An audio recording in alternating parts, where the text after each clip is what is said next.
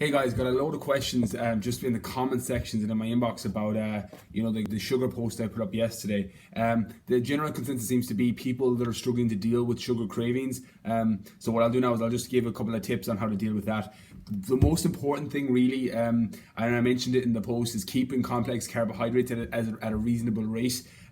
If your blood sugars are spiking up and down and aren't at any stage, your cravings are going to be through the roof.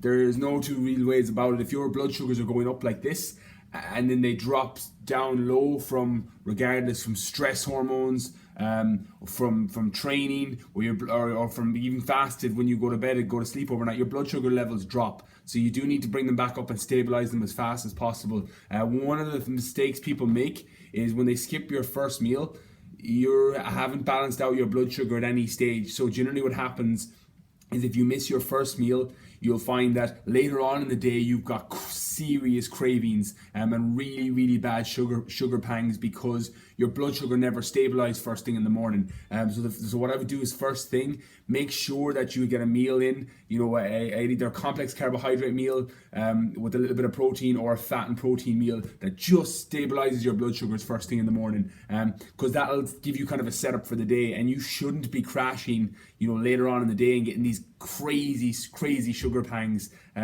because your blood sugars will have stabilized and then you're eating every 2.5-3 hours, which tends to keep it regulated.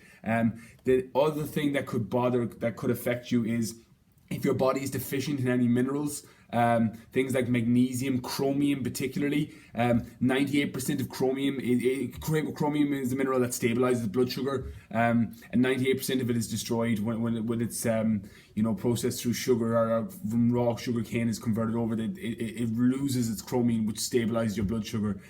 So if you're deficient in chromium, your blood sugar is not going to be able to stabilize itself. One of the first things they do when people go on no sugar diets, and you'll see them online, the crash sugar diets, is they'll supplement back in with chromium, and that's why it's to keep your blood sugar stable, even though you're not taking any sugar in. And then the last thing is caffeine is the other secret killer for sugar cravings. What happens when your blood sugar drops low, you either go towards something sugary or glucosey or carby to try and bring it back up, or you go to something that spikes, adrenaline and cortisol, which is normally in the form of caffeine or a stimulant. Because your brain is getting sluggish and you're feeling tired, you're going to go to one of those two things. How many times in the middle of the day at 4 o'clock have you reached for, either a chocolate bar or a cup of coffee, because your brain and body are just starting to wind down, and the blood sugars just aren't stable.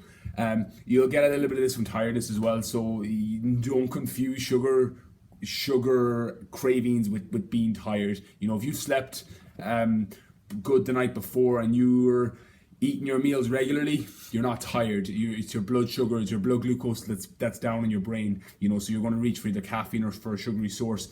The way to avoid this really is to make sure that you're getting a good night's sleep. Again, it's relative to everybody. Some people can function great on 6 hours, some people function great on 8.